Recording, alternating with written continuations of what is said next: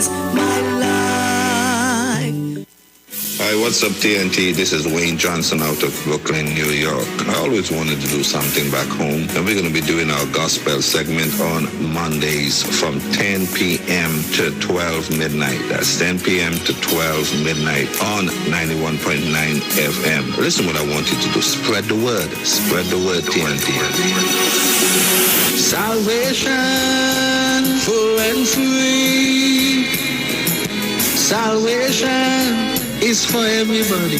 Mondays from 10 p.m. to 12 midnight. That's 10 p.m. to 12 midnight on 91.9 FM.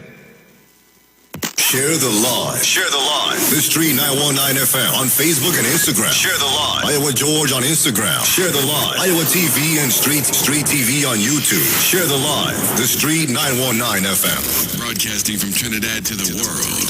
The Street 919FM.com. News from the Street 919FM.com. Here's what's happening. Good afternoon. I am Vanessa Thomas with the 12 o'clock news on the Street 919 FM and online Facebook and YouTube. In the headlines, the Prime Minister calls on Tobagonians to choose carefully in the upcoming THA election. The SWRHA seeing more severely ill COVID-19 patients. Double murder in Diego Martin, and internationally, Americans rush to get COVID booster shot at the start of the holiday season.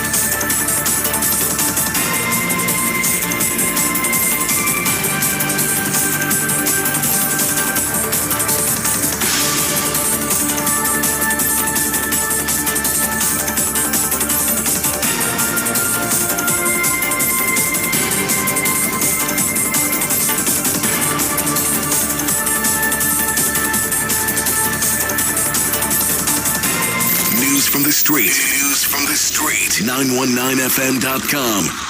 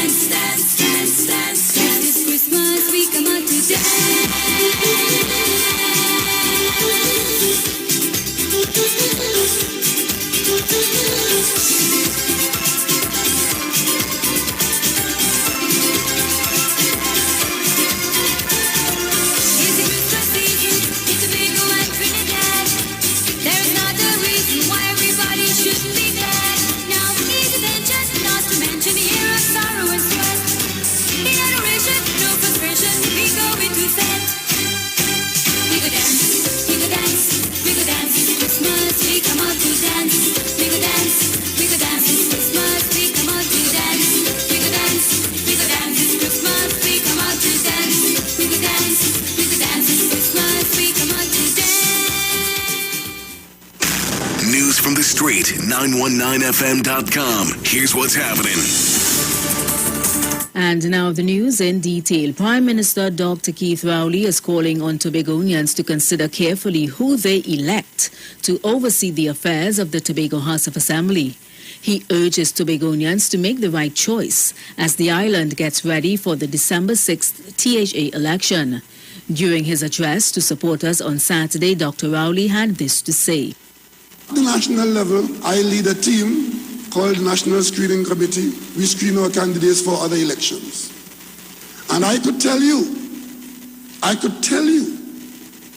that nobody could be bold enough to want to offer him or herself at Balizé House in Trinidad or in Tobago to represent the PNM in an election while you are on a rape charge. Dr. Rowley added it is particularly concerning why a certain political party contesting the election in Tobago appears to have two political leaders. Why is the leader allowing an imposter to be campaigning as the leader? And of course, in the event that they win, you will have one as the leader and the other one as Secretary of Finance. And Tobago's difficulty will begin right there. Dr. Rowley said while other party leaders keep suggesting that Tobago should be independently run, they have not put forward a solid plan on how they will achieve this and how it will benefit the island. He added that should the electorate put Tobago in the hands of the PDP, who also happens to be the head of the PSA, this will lead to major problems in the future. What kind of organization could pay retirement money to a man? What kind of man will encourage an organization to pay him money as retirement, collect the money and spend it and stay in the office as president? And that is the man that you all want to put in charge of the Tobago House of Assembly? The Prime Minister told the Tobagonians to be very careful on who they allow to run Tobago affairs in the upcoming THA election. In other news, COVID-19 new infection continues to rise and more people are showing up severely ill at the emergency departments within the Southwest Regional Health Authority. This from Medical Director of Secondary Care Services at the SWRHA, Dr. Robin Sinanan. He said on some days, some 20 to 25% of the people coming in are severely ill. These persons, they frequently require immediate oxygen therapy, either from masks or nasal cannulae. Some even require that we place them immediately on a ventilator. He said it seems that too many people are waiting to get medical attention after falling ill with the virus. Sometimes as much as 2 to 3 days. And also the vast majority of them are unvaccinated. So what I would like to advise the members of the public is watch for your symptoms. Dr. Sinanan recapped the symptoms that people should pay attention to. Milder symptoms: fever, chills, cough, mild shortness of breath, fatigue, body aches, nausea, vomiting, diarrhea, sore throat, runny nose. If you have any of these mild symptoms, get tested. However, older patients and persons with underlying medical conditions such as diabetes or ischemic heart disease, they're more likely to have severe symptoms. He said one of the warning signs people should look for is difficulty in breathing. Now, what is that? It's a little complicated sometimes. So if you're breathing faster than normal, if you feel as though you're suffocating, or you're not getting enough air into your lungs, or if you have a pulse oximeter and the reading is below 90%, you need to contact your ambulance. If you have any symptoms of concern, you are asked to call the ambulance service at 811 immediately. Meanwhile, on Saturday, one male child was among 28 people to succumb to COVID-19 in a 24-hour period, the highest ever recorded daily death toll for the virus in Trinidad and Tobago. Among the fatalities were 13 elderly males, 8 elderly females, 5 middle-aged males, 1 middle-aged female, and 1 male child. 16 of those who succumbed to the virus had multiple pre-existing medical conditions, while 4 had a single medical condition, hypertension or asthma, and the remaining 8 had no known medical condition. Also on Sunday, 20 additional deaths and 404 new cases of COVID-19 were recorded. In more news, 2 servicemen are dead following what police have described as a domestic dispute. The men have been identified as Trinidad and Tobago Coast Guard Officer 33-year-old Jabari Francois and Special Reserve Police Officer 37-year-old Jomo Gulston. According to police report, Francois was walking to the home of a female friend in Diego Martin at about 2 a.m. on Sunday when he observed the woman leaving her home with Gulston. The men reportedly confronted each other and both are said to have drawn their service revolvers and fired at each other. Francois died at the scene while Gunston managed to enter his car and attempted to seek medical attention. However, he lost consciousness while driving and crashed the vehicle. He subsequently succumbed to his wounds. International news now. Americans are rushing to get their booster shot as the country heads into another holiday season while still in a pandemic.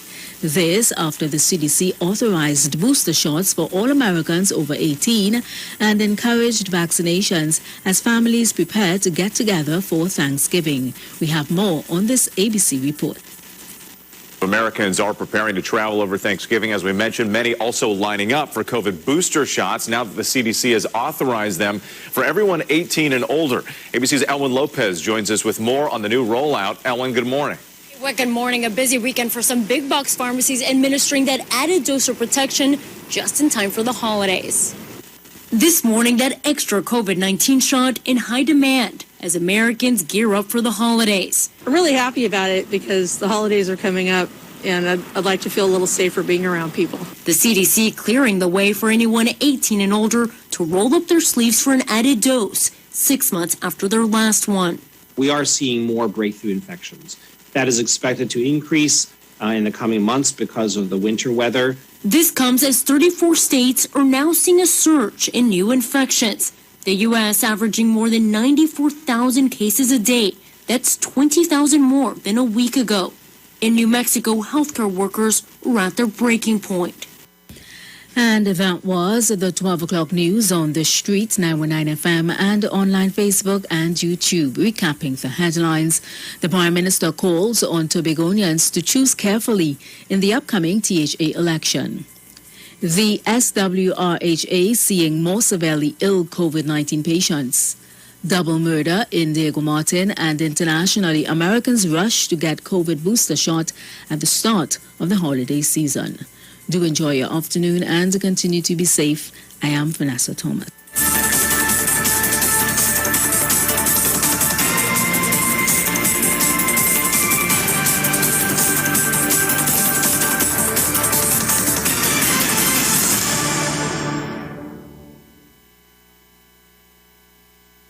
News from the street. News from the street. 919fm.com. Broadcasting from Trinidad to the world. The street 919fm.com.